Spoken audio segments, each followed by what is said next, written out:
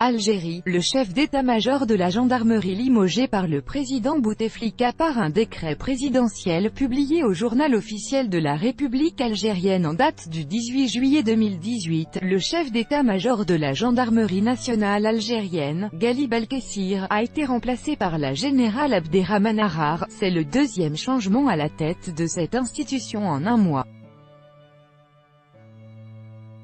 Le président algérien Abdelaziz Bouteflika a nommé par un décret publié au journal officiel en date du 18 juillet paru le 8 août un nouveau chef d'état-major de la gendarmerie nationale à la place du général Ghali Belkessir.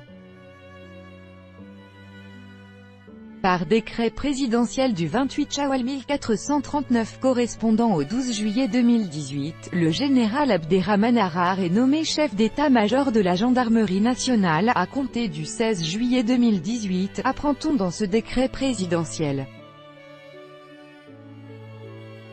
Le général Ghali Belkessir ne sera ainsi resté un peu plus d'un mois au poste de commandant en chef de la gendarmerie nationale après avoir remplacé, le 5 juillet, le général-major Mena Denouba à la tête de cette institution.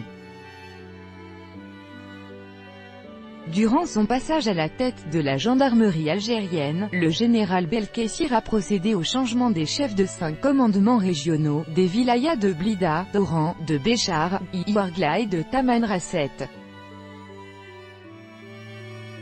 Lancé après la saisie de 701 kg de cocaïne du 29 mai dernier dans le port d'Oran, la vague de changements qui agite les services de sécurité algériens ne s'est pas uniquement limitée au corps de la gendarmerie nationale.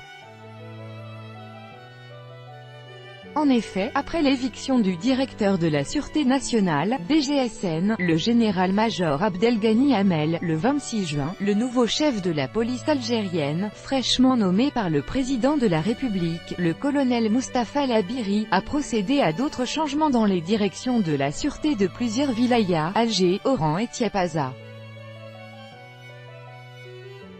Il a aussi limogé le directeur national des renseignements généraux RG.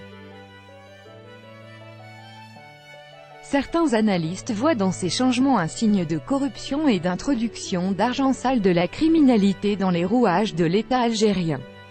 D'autres pensent que les répliques du séisme provoqué dans le pays par la saisie de cette cocaïne se feront sentir même lors des prochaines élections présidentielles d'avril 2019.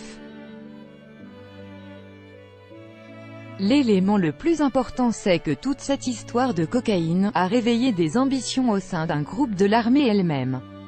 Grâce à ça, ils ont réussi à commencer le détricotage, le démaillage du clan Bouteflika, a récemment affirmé à Sputnik Mohamed Elias Rahmani, un ancien haut gradé des services de renseignement militaire algériens, et ayant servi au sein de la Direction centrale de la sûreté de l'armée, DCSA.